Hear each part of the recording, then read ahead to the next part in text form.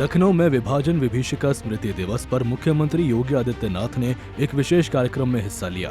उन्होंने कहा कि 1947 में भारत के विभाजन ने लाखों लोगों की जिंदगी को उजाड़ दिया था। इस दिन को मनाने का उद्देश्य प्रभावित लोगों के घावों को भरना, नई पीढ़ी को इस इतिहास से अवगत कराना और पीढ़ियों की स्मृतियों का सम्मान करना है।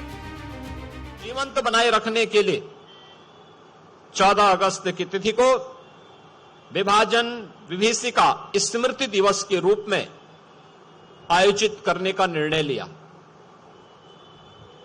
न केवल ये उनके परिवारजनों के घावों पर एक मलहम लगाने का कार्य किया गया, बल्कि इस देश को, वर्तमान पीढ़ी को उसके इतिहास से अवगत कराने का भी एक अभियान विभाजन विभीषिका स्मृति दिवस के रूप में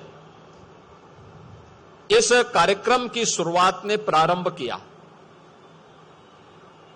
पहली बार हुआ कि विभाजन के शिकार उन लोगों को जो पश्चिमी पाकिस्तानी शरणार्थी के रूप में 1947 से पहले, 1947 के बाद भी जम्मू कश्मीर और देश के अलग अलग भागों में निवास कर रहे थे, उन लोगों को सिटीजनशिप अमेंडमेंट एक्ट के माध्यम से भारत की नागरिकता देने का काम भी देश के यशस्वी प्रधानमंत्री श्री नरेंद्र मोदी जी ने देश के अंदर प्रारंभ किया।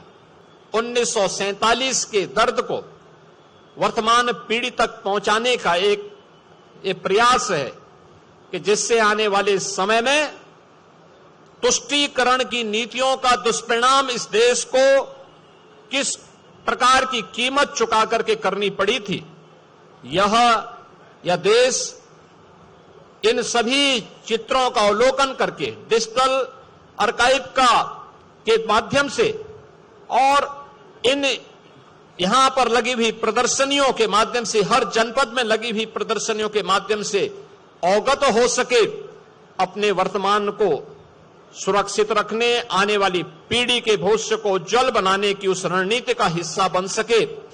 इस दृष्टि से विभाजन विभीषिका स्मृति दिवस के इस कार्यक्रम के साथ इस प्रदर्शनी का अवलोकन करने, इसका शुभारंभ करने के लिए आज हम सब यहां पर उपस्थित हुए हैं।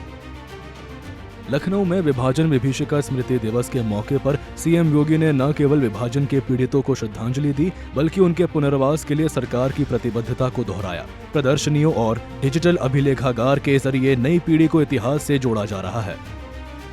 ब्यूरो रिपोर्ट, सूर्य समाचार।